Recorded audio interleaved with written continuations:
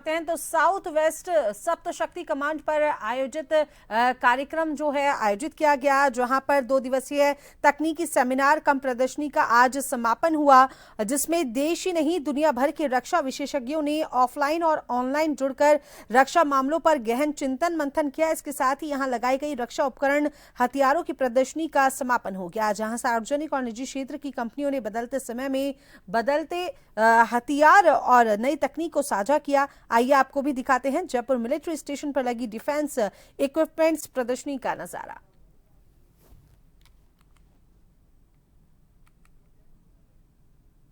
बदलते दौर में लड़ाई की तकनीकें भी बदल रही है। अब युद्ध में भी एआई का इस्तेमाल होने लगा है, पुरानी कुछ तकनीकें भी चल रही है और नई के साथ में सामंजस्य बिठाने की भी कोशिश की जा रही है।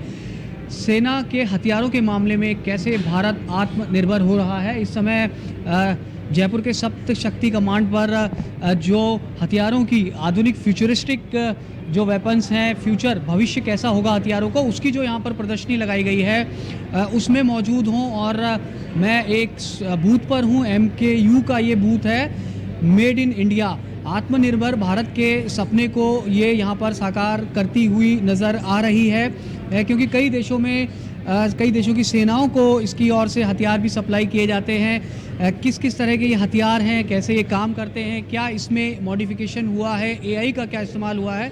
हमारे साथ में रिटायर्ड कर्नल है, अगर हम आपसे जानना चाहें तो यहाँ पर क्या क्या आपने दिखाया है। ये आपका एक AK-47 का मॉडिफिकेशन किट है। बेसिकली AK-47 से आप रात में फायरिंग नहीं कर पाते थे, तो इसको मॉडिफाई करके हमने इसके ऊपर डे साइट और एक नाइट साइट लगा दी है, जिससे कि अब रात में भी दुश्मन को आप इससे इंगेज कर सकते हो। इसमें देख सकते हैं हम कि डे साइड और नाइट साइड कहाँ पर, ये AK-47 आप इसको बता रहे हैं। पहले इसमें रात को फायरिंग नहीं होती थी। बिल्कुल रात को नहीं कर पाते थे, तो हमने बेसिकली ये पिकेटनी रेल लगाई। AK-47 का ये फ्लैट होता था, तो उसकी वजह से उस पर कोई साइट नहीं चढ़ती थी। पिकेटनी रेल लगाने के बाद आपने होलोग्राफिक साइट लगा दी दिन में इंगेज करने के लिए, और उसके पीछे ये II बेस्ड नाइट विजन लगा दिया रात में देखने के लिए। और इसके अलावा अगर हम बात करें और भी कोई आपने यहाँ ये एक थर्मल इमेजर है, कूल थर्मल इमेजर टेक्नोलॉजी है। 2 किलो से कम ऐसे विश्व के अंदर बहुत कम है जो कि 18 किलोमीटर की रेंज दे पाए। क्या होता है सर इससे? थर्मल इमेजर से बॉडी का हीट सिग्नेचर लेता है, जिससे आप रात में भी दिख सकते हैं। तो अगर कोई जंगल में या पेड़ पत्तों के पीछे छुपा हुआ है, तब भी उसके बॉडी के हीट सिग्नेचर से आप इसको देख लोगे जी। उसके अलावा ये आपकी इमेज इंटेंसिफाइंग वेपन साइट्स है। बेसिकली जो इमेज है उसको और बढ़ा के रात में आपको अच्छी पिक्चर देती है। उसके बाद आपकी थर्मल इमेजिंग साइट है, जो कि 1 से लेकर 2 किलोमीटर की रेंज की है। बॉडी के हीट सिग्नेचर या किसी भी चीज़ का हीट सिग्नेचर पकड़ती है।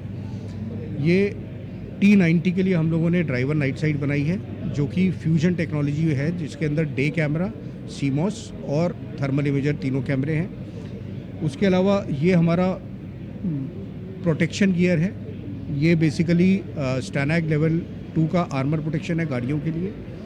ये हेलमेट है 9 mm और 7.62 mm के लिए। तो बेसिकली 5 गोली 7.62 mm के ये हेलमेट आराम से ले लेता है। ये हम लोगों ने सबसे पहले डेवलप किया था और इसको विश्व में कई जगह सप्लाई भी किया गया है, और काफ़ी सारी स्टोरीज़ भी हैं। लोगों को ये जैकेट्स और हेलमेट पहन के गोली लगी और वो बच गए। जिस तरह से आप देखेंगे कि ये भारत की कंपनियां हैं जो इन हथियारों को बना रही है, और साथ साथ में दुश्मन की गोलियों से जो भारतीय सैनिक है वो बच सके, उसका भी यहाँ पर किया जा रहा है। आपसे अगर हम जानना चाहें, क्या कुछ आपने यहाँ पे ये सारा हम लोग रेडियो मैन्युफैक्चरिंग कंपनी से, तो आप जो भी यार रेडियोस देख रहे हैं, डिफरेंट साइज, वेट और पावर में बनाया जाए रेडियो से। फॉर एग्जांपल ये स्मॉल फॉर्म फैक्टर का रेडियो से, जो स्पेसिफिकली मेड फॉर ड्रोन्स होता है। एंड वैसे रेडियो, जैसे कि ये जो रेडियो है, ये हम लोग कमांड एंड कंट्रोल स्टेशन के लिए बनाया हुआ है। जैसे कि इसमें एंटीना पोर्ट्स टोटल 4 है, विच इज़ 2 एक्स्ट्रास, तो ज़्यादा रिसीविंग सिग्नल मिल सके।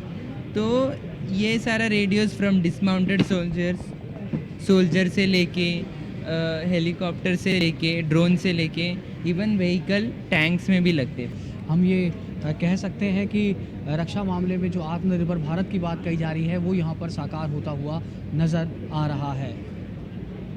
श्याम शर्मा के साथ सुदर्शन सिंह शेखावत, जन TV, जयपुर।